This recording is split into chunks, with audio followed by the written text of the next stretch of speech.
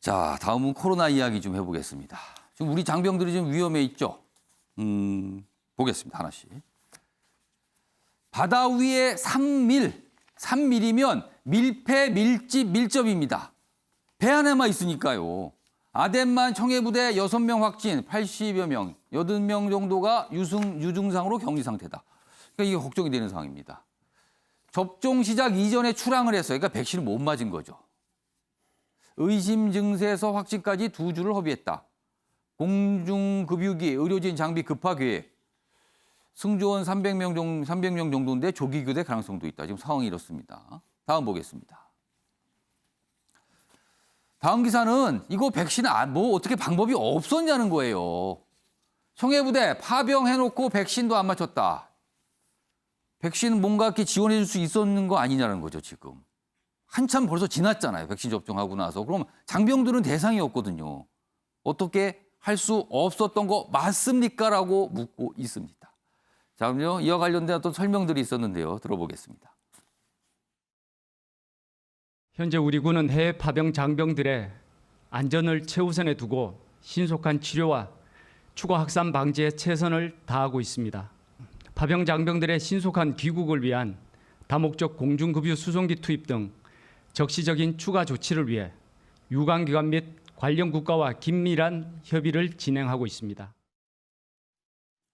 주홍 교수님, 우리 군 당국이 뭘 좀 놓친 겁니까? 이거 어떻게 봐야 됩니까? 아주 치명적으로 많이 놓친 부분이 있습니다. 왜냐하면 파병부대는 지금 해외에서 활동하시는 거고 어떻게 보면 한국의 얼굴이거든요. 예. 그러니까 백신이 가장 먼저 지금 사실은 접근이 어떻게 됐었어야 공수라도 됩니다. 하고 뭐 이랬어야 네, 된다는 거죠. 맞습니다. 왜냐하면 2월 달에 이제 출항하셨기 때문에 그거를 백신이 좀 어려웠다라고 얘기하는데 그건 변명이 군 지나지 당국은 않고요. 저 장병들이 이제 귀국한 뒤에 접종 계획이다 뭐 이런 설명이 좀 어제 있었어요. 네, 맞습니다. 현재 한 1,300명 정도 지금 파병되어 있는데 960명 정도가 백신이 맞았습니다. 근데 그게 어떻게 된 거냐면은 현지에서 유엔의 협조를 받아서 맞은 경우가 대부분이고. 근데 여기는 좀 뭔가 좀 그런 게 네, 없었군요. 맞습니다. 그리고 좀 되게 안이한 해석이신 것 같았어요. 바다에 있으니까 접촉이 잘 안 될 거다라고 생각했는데 현지 파병지에서의 현지인 접촉 때문에 지금 문제가 된 거거든요. 그런 부분 고려 안 한 부분도 있고 그리고 80여 명은 지금 유증상 격리하는데 이게 코호트 격리인데 지금 3밀의 환경인 함정에서는 아주 위험하다라고 볼 수 있습니다. 그러니까 코호트 격리 효과가 없다고 봐야 돼요. 그러니까 빨리 신속하게 분리를 하고 그리고 지금이라도 공중급유기 급파를 했었어야 됩니다. 그리고 조금 더 하나 더 말씀드리면 예. 지금 백신의 예방접종 계획이나 포트폴리오를 조금 더 탄력적이고 적극적으로 고려를 해봐야 된다고 봅니다. 이번에 4차 대유행 때도 예. 사실은 20대 백신 접종에 대한 부분들까지도 좀 전향적으로 고려해야 되는데 어떤 포트폴리오 하나에 묶여버리는 느낌을 지울 수가 없습니다. 사실은 이게 고민할 수 있는 기회가 있었던 거예요. 지난해 미국 항공모함에서 코로나 확진 집단 확진이 있었거든요. 당시에 배에서. 그래서 큰 이슈가 됐었는데 전례들이 있었거든요. 그러면 생각을 좀 할 수 있지 않았을까. 아쉬운 지점이 있을 겁니다. 곳곳에 지금요. 자, 다음은 중국 백신 관련된 기사가 하나 있는데요. 소개해드리겠습니다. 입국 후 격리 면제자가 확진되는 경우가 나타나고 있습니다. 근데 이분들 저 백신을 그 출발하는 나라에서 맞으면 면제를 해주거든요. 근데 확진자 들여다보니까 절반이 중국 백신이다. 중국 백신의 효능에 대한, 효과에 대한 논란 계속 이어지고 있잖아요. 그래서 정부가 지금 자가격리 면제 이거 좀 검토 중이다. 이거 면제해 주는 게 맞는가. 여기 보시면 지금까지 10명 정도 돌파 감염이죠. 백신 맞았는데 감염되면 돌파 감염인데 10명 정도 지금 확인이 됐는데 그중에 절반인 5명이 중국산 백신인 시노팜 접종자라는 거예요. 그럼 이게 점점 숫자가 늘어나면 어떻게 되는 겁니까? 라고 지금 걱정을 하고 있습니다. 지금. 다음은 백신과 관련돼 있고요. 또 올림픽, 도쿄올림픽 얘기입니다. 우선 아래쪽 제목 보면 이런 올림픽 처음입니다. 처음 보는 현상이 나타났대요. 뭐냐면 첫째는 일단 메달을 스스로 걸어야 된답니다. 누가 안 걸어줘요. 방역 위에 바뀐 시상식. 그러니까 1등에도 그냥 메달 집어 자기가 걸고 자기가 사진 찍고 뭐 이러는 겁니다. 굉장히 좀 뭔가 썰렁한 상황이 되겠네요. 그리고요. 포옹하고 악수하고 이거 안 됩니다. 이거 뭐 우정 생각한다고 이래서는 안 된다는 거예요. 금지입니다. 그리고요. 선수들이 치열한 경쟁을 통해서 뭐 8강, 4강 올라가잖아요. 그런데 중간에 확진이 되면 무조건 기권 팹니다.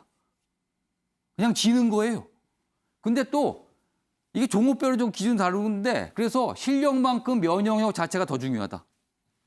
최윤정 변호사, 이거 이렇게 기권패하기로 했는데 이거 나중에 법적으로 문제 안 됩니까? 저걸 보면서 코로나가 사람 가려서 가립니까? 코로나 걸리는 건 실력하고 사실은 큰 상관이 없죠. 그러다 이게 보니까 마치 무슨 징계를 하는 것 같잖아요. 그렇죠. 그러면. 그리고 사실은 그 확진자도 한 번에 어떻게 가성 확진이네 뭐니 해서 그걸 가리는 것도 사실 쉽지 않을 텐데 4년 아니 한 1년 더 그 작년에서 했으니까 5년 동안 열심히 해서 지금 세계 대회에 나왔는데 코로나 때문에 거기에서 좌절된다는 것 자체가 요즘 얘기하는 공정성에 어긋난다라는 얘기가 될 수가 있고. 또 그냥 가서 뭐 4강전 뛰세요 하기도 어렵고 이게. 그렇죠. 그리고 또 이게 우리나라 지금 선수단 같은 경우에는 이미 2차 접종까지 다 마쳤을 겁니다. 그렇지만 후진국 내지 저개발국 같은 경우에는 이런 부분에 있어서도 접종이 덜 됐을 그런 식으로 해서 결국 이런 것이 선진국과 후진국 사이의 어떤 면역력의 차이에서 어떤 그 결과의 차이도 이룰 수 있는 부분이라서 상당히 문제가 될 수 있을 것 같은데요. 경기를 하다가 이게 감염될 수도 있는 거 아닙니까? 예, 그렇죠. 그렇기 때문에 사실 저런 부분에 있어서의 어떤 불가피한 점은 인정할 수도 없진 않겠습니다만 하루 만에 예선부터 결선까지 다 하는 종목 그런 그리고 또 종목들이 있죠. 일주일 내내 해야 되는 종목에 따라서 기준이 너무나 다르다 보니까 너무나도 억울하게 정말 그 메달 뺏길 수밖에 없는 그런 상황이 될 수 있는데 물론 다 공정해야 되겠습니다만 우리나라 선수들이 저 기준으로 인해 가지고 메달이 박탈되는 일이 없도록 정말 만전을 기해줬으면 좋겠습니다. 그래서 실력만큼 면역력도 지금은 중요한 올림픽이 됐다.